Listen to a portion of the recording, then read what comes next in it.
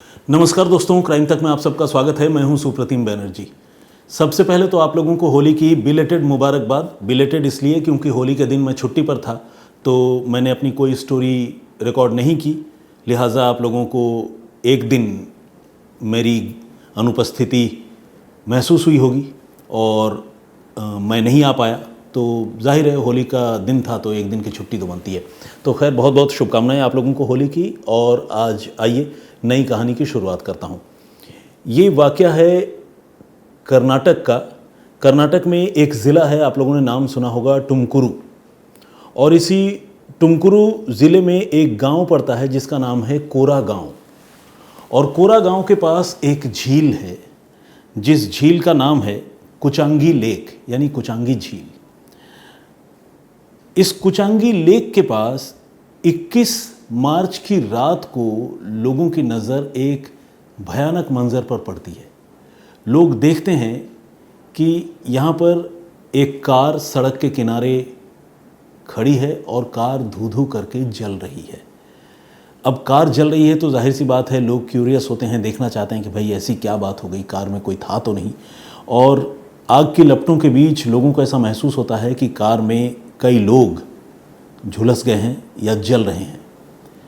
लोग बहुत परेशान होते हैं, किसी तरह से उस आग पर काबू पाने की कोशिश होती है। और पास का जो पुलिस स्टेशन है वहाँ पर लोग इन्फॉर्म करते हैं कि एक कार में आग लग गई है और उसमें कुछ लोग झुलस भी गए हैं, तो आप प्लीज़ आइए। लेकिन जब तक पुलिस मौके पर पहुँचती, जब तक आग पर काबू पाया जाता, तब तक कार तकरीबन मैं कहूँगा कि 80 से 90% जलकर राख हो चुका था। और जाहिर है जब 80 से 90% कार जलकर राख हो जाए तो कार के अंदर बैठे लोगों की हालत क्या हुई होगी ये बताने की ज़रूरत नहीं है। कार के अंदर पुलिस एक एक करके 3 लोगों की बॉडी रिकवर करती है। 3 लोगों की मौत जो उस कार में बैठे हुए थे उनकी हो चुकी थी। एक आदमी ड्राइविंग सीट पर था, दूसरा उसके बगल में, और एक जो रियर सीट होता है, पीछे की सीट, उस पर बैठा हुआ शख्स था, और तीनों की मौत हो गई थी। अब ये मामला एक्सीडेंट का था या कोई इसके पीछे साजिश थी, पुलिस को ये पता लगाना था। साथ ही पुलिस को मरने वाले लोगों की पहचान भी पता करनी थी। तो पुलिस ने उस कार की जो मेक है वो मारुति एस्प्रेसो, आप लोगों ने एक कार देखी होगी, छोटी और बहुत प्यारी सी गाड़ी है, तो उसी कार में ये हादसा हुआ था। तो पुलिस ने उस कार के मेक की मदद से ये पता किया कि टुमकुरू ज़िले में या आसपास के इलाकों में उस कार को कितनी कारें हैं और उनका रजिस्ट्रेशन नंबर क्या है। क्योंकि रजिस्ट्रेशन नंबर जो है वो प्रॉपरली नहीं दिख रहा था, जलने की वजह से, आग की लपटों की वजह से वो नंबर भी काफ़ी हद तक ख़राब हो चुका था। लेकिन इसके बावजूद पुलिस ने जितना रजिस्ट्रेशन नंबर वहाँ से रिकवर किया मौका वारदात से, बाकी जो ट्रांसपोर्ट अथॉरिटी होती है वहाँ से पुलिस ने कुछ जानकारी जुटाई और इस तरह कार के रजिस्ट्रेशन नंबर का पता लगा लिया। और कार के रजिस्ट्रेशन नंबर का जब पता लगा लिया तो फिर कार के ओनर से भी बातचीत, मतलब ओनर के घर वालों से बातचीत की, और इस तरह कार के ओनर का भी पता चल गया और साथ ही जो 2 लोग और उस गाड़ी में थे उनका भी पता चल गया। तो कुल मिलाकर कार में जो 3 लोग सवार थे और जिन 3 लोगों की झुलसने से मौत हो गई थी उन तीनों की पहचान हो गई। सबसे पहले मैं आप लोगों को इन तीनों की पहचान के बारे में बताता हूँ। एक शख्स का नाम था इसहाक शीमम, इसकी उम्र 54 साल की थी। दूसरे शख्स का नाम था साहुल हमीद, इसकी उम्र 46 साल की थी। और तीसरा शख्स जो है उसका नाम था ए सिद्दीक खादेर, उसकी उम्र 34 साल की थी। यानी 34 से 54 साल के बीच, इन 20 सालों के बीच इन तीनों की उम्र थी। और इन तीनों का ताल्लुक दक्षिण कन्नड़ ज़िले से था। ये तीनों दक्षिण कन्नड़ ज़िले के रहने वाले थे। पुलिस को ये बात पता चली और पुलिस ने फिर इनके जब घर वालों से कांटेक्ट किया तो घर वालों ने भी कंफर्म किया कि हाँ, उनके ये फैमिली मेम्बर्स जो है वो मिसिंग हैं और वो 21 मार्च की रात को ही कहीं गए थे और उसके बाद से वो गायब हो गए। घर वालों को एग्जैक्ट नहीं पता था कहाँ गए थे, क्या मामला है, लेकिन उनको ये पता था कि तीनों जो है वो गायब हैं, नहीं आए हैं। पुलिस ने जब उनको बताया कि हमें कार में संदिग्ध हालत में 3 लाशें मिली हैं और शक है कि वो आपके फैमिली के मेंबर हैं, तो उन लोगों ने तस्दीक की। जो भी कार का नंबर पता चला उन्हें या जो भी वेयर अबाउट्स पता चले डेड बॉडी के बारे में, उससे उन्होंने तस्दीक की और इन तीनों की आइडेंटिटी वो क्लियर हुई। हालांकि पुलिस किसी कंक्रीट कंक्लूजन पर पहुंचने से पहले पुलिस ने यह भी तय किया कि वो जो भी डेड बॉडी के रिमेन्स हैं उसके सहारे डीएनए एग्जामिनेशन करवाएगी, ताकि ये कंफर्म हो जाए कि मरने वाले यही तीनों लोग हैं, इसहाक शिमम, साहुल हमीद और ए सिद्दीक खादिर। तो डीएनए एग्जामिनेशन के लिए पुलिस को जो भी सैंपल मौका वारदात से मिले, पुलिस ने वो सैंपल भी कलेक्ट करके वहाँ से भिजवा दी। इसके बाद पुलिस ये जांच करने लगी कि इस हादसे की वजह क्या रही होगी। पुलिस ने फॉरेंसिक एक्सपर्ट्स को बुलाया। फॉरेंसिक मेडिसिन के एक्सपर्ट्स जो डॉक्टर पोस्टमार्टम करते हैं, उन तक जो रिमेनिंग बॉडी पार्ट या मोर्टल रिमेन्स जो भी थे वो सारी चीज़ें पहुंचाई गई।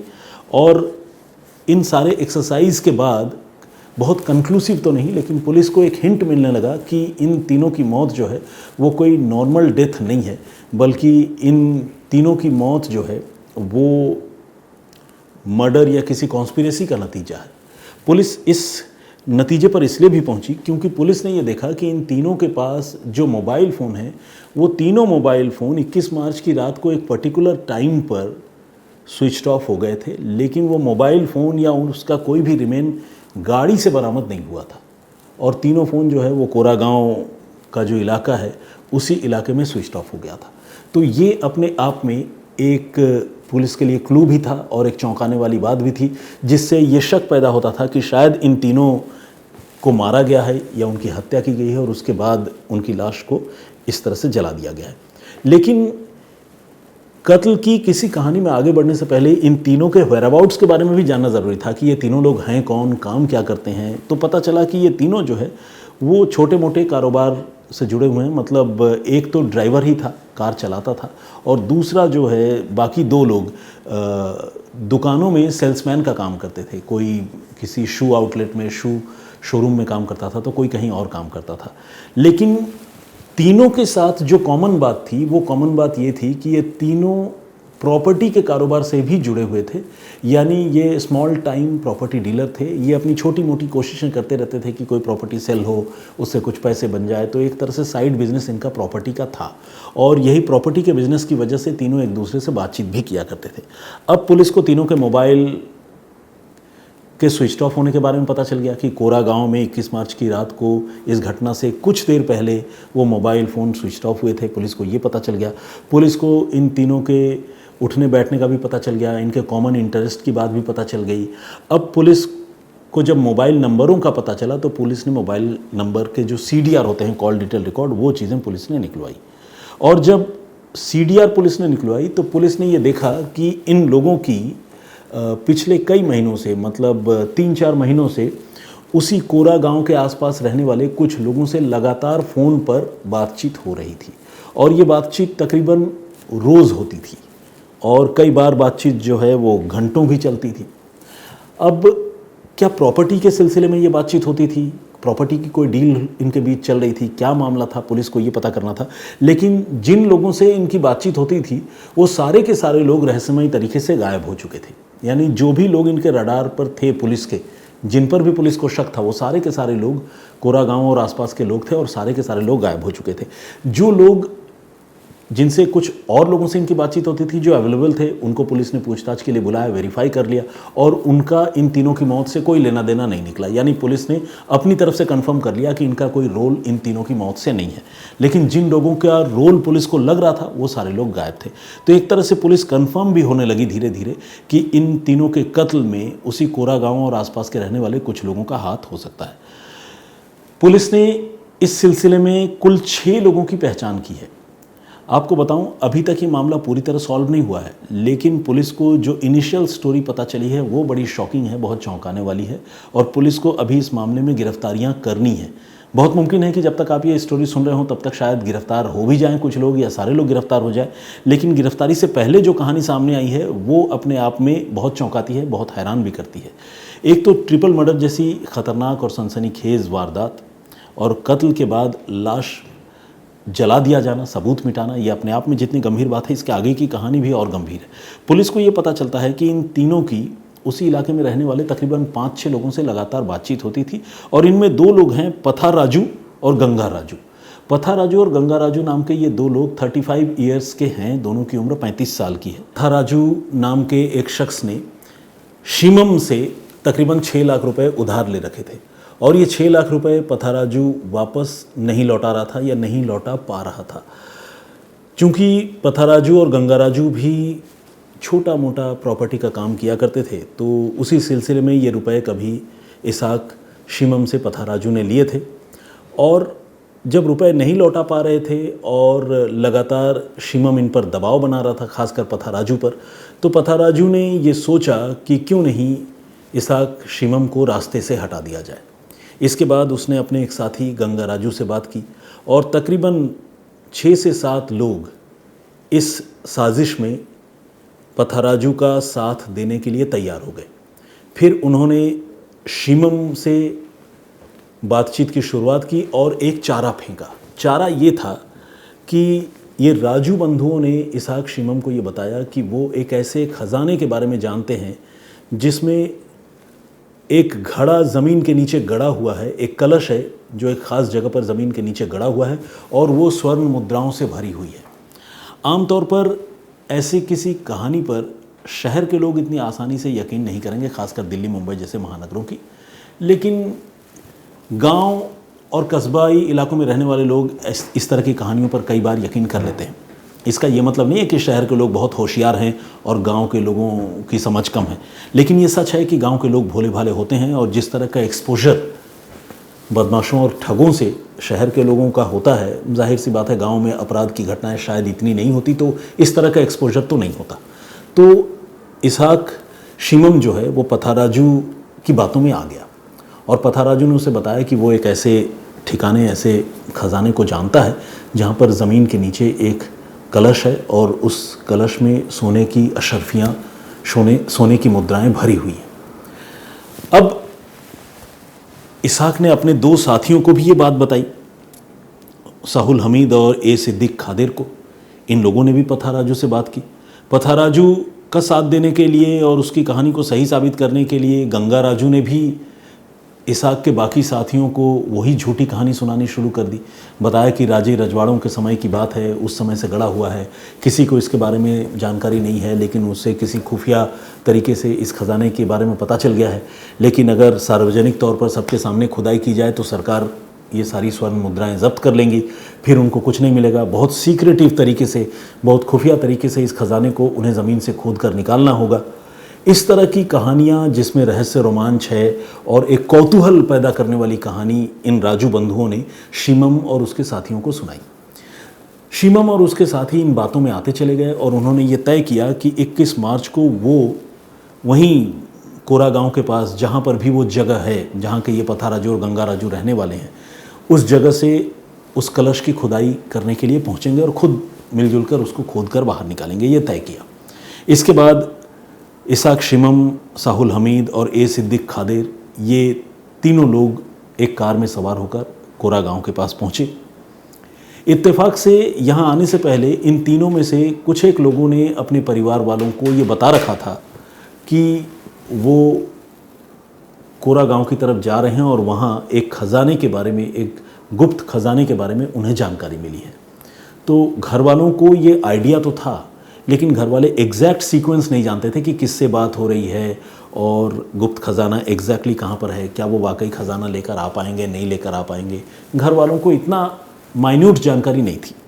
तो खैर, जब ये इसहाक अपने 2 साथियों के साथ वहाँ पहुँचे, पथाराजू और गंगाराजू ने तो झूठी कहानी सुनाई ही थी, स्वर्ण मुद्राओं का कोई मामला था ही नहीं, 6 लाख रुपए हड़पने थे। तो इसी प्लानिंग के तहत 5 से 6 लोगों ने उन्हें सुनसान जगह पर रोक लिया, घेर लिया और फिर तेज़ धार हथियारों से हमला कर उनकी जान ले ली।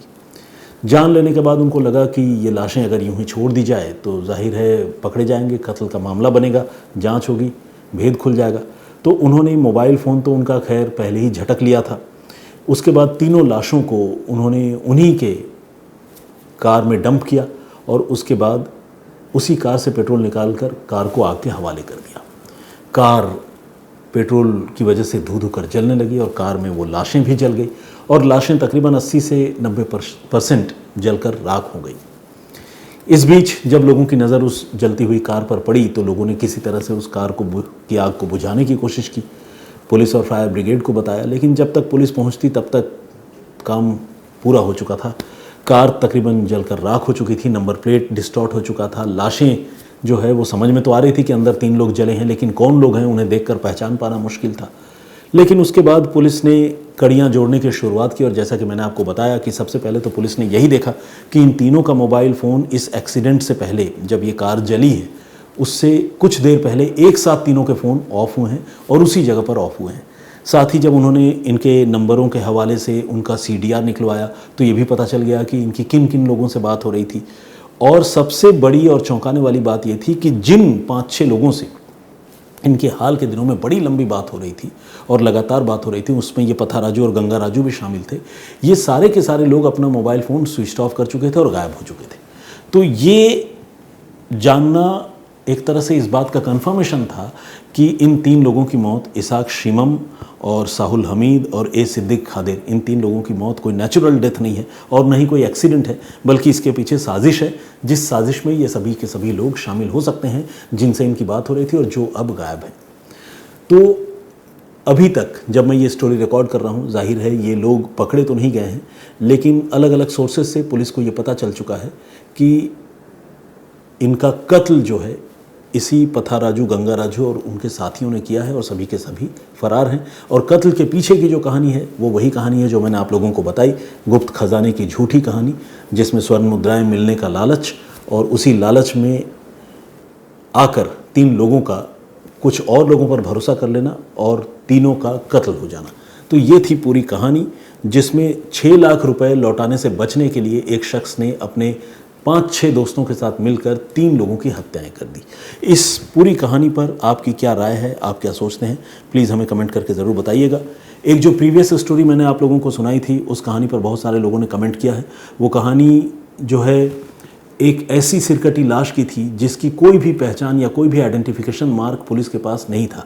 इसके बावजूद पुलिस ने उस मामले को सक्सेसफुली क्रैक कर लिया। क्या थी वो कहानी? अगर आप सुनना जानना चाहते हैं तो क्राइम तक के प्लेलिस्ट में जाकर सिरकटी लाश से कातिल तक का हैरान कर देने वाला सफ़र, ये थंबनेल है, इस नाम से आप उस कहानी को सर्च कर सकते हैं, सुन सकते हैं। इस सुबा जी ने भी कमेंट किया है, बहुत बहुत स्वागत आपका। इन्होंने कहा है कि लद्दाख के बारे में जो है मुझे कुछ कहना चाहिए और उस पर कुछ बात करनी चाहिए। NY के नाम से एक ID है, उन्होंने लिखा है always happy to listen to your stories sir, amazing voice, इन्होंने लिखा है। एजाज मनेरी साहब ने भी कमेंट किया है और उन्होंने अपनी राय रखी है। PK चंद्रा साहब हैं, राकेश अधिकारी हैं, रामदेव जी ने कमेंट किया है, रामदेव सिड के नाम से एक ID है, राजस्थान चुरू से हैं। और इसके अलावा संदीप रोज़ ने कमेंट किया है, अब्दाली साहब का कमेंट है, सुमित दास का कमेंट है, सचिन पवाले इन्होंने लिखा कि शीरपुर ये धुले डिस्ट्रिक्ट का ही तहसील है। दी मिस्ट्री वर्ल्ड के नाम से एक ID है, उन्होंने भी कमेंट किया, बहुत बहुत स्वागत आपका। अफेक्शनेट कोरस के नाम से एक ID है, गुलनाज परवीन, वेदांत गोस्वामी, रेहाना, रंजीव T विश्वकर्मा, इन्होंने भी कमेंट किया, बहुत स्वागत आपका।